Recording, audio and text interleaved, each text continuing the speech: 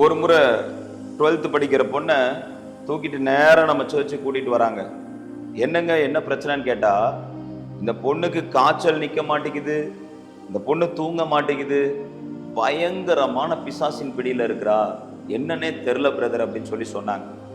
அப்புறம் அந்த பொண்ணை உட்கார வச்சு சொல்லுமா என்ன எதுங்கிறத பர்சனலா கவுன்சிலிங் கொடுக்கும்போது சொல்றா, அவ ஒரு பொண்ணுக்கு கவுன்சிலிங் கொடுத்துட்டு இருந்திருக்கா. யாரு? இந்த 12th படிக்கிற பொண்ணு. அந்த கவுன்சிலிங் கொடுக்குறா பாத்தீங்களா, அந்த பொண்ணு பயங்கரமான பிசாசு பிடி.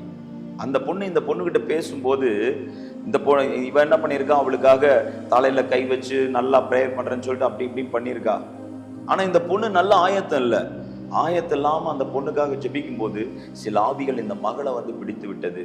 பிடிச்சிட்டு தூங்க விடாம சரீரத்திலையும் பலவீனத்தை கொடுத்து பயங்கரமா அலக்கழிச்சிருச்சு. எங்க போய் ஒன்றும் முடியல. கடைசியில் நம்ம சர்ச்சுக்கு கூட்டிட்டு வந்தாங்க. இங்க வச்சு ஆண்டவருடைய வசனத்தை சொல்லி ஆண்டவருடைய நாமத்தை நோக்கி கூப்பிடுறோம். கர்த்தருடைய மகிமை இறங்கின அந்த மக மேல கர்த்தர் அப்படியே விடுதலை கொடுத்துட்டார். ஹல்லேலூயா, இயேசுவின் நாம மகிமைப்படுவதாக. பிரியமானவர்களே, பரிசுத்தாவில நிரம்பி செபிச்சுட்டு தான் பிசாசு மேல கை வைக்கணும்.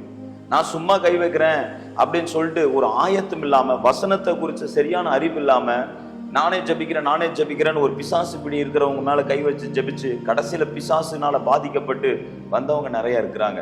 எனவே முதல்ல என்ன இருக்கணும், ஆண்டவருடைய பாதத்துல உட்கார்ந்து அபிஷேகத்துல நிரம்பி வசனத்துல பழக்குவிக்கப்பட்டு பிராக்டிஸ் பண்ணிட்டு அதுக்கப்புறம் இந்த காரியங்கள் எல்லாம் கை வைக்கணும்.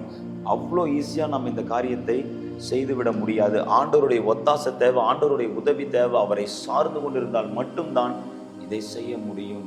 ஆமென். எனவே நம்மளா எதையும் செய்யாம ஆவியானவர் நம்மை கொண்டு செய்ய பொறுமையாய் காத்திருக்கும் பொழுது கர்த்தர் ஒரு நாள் நம்மை பயன்படுத்துவார். ஆமென்.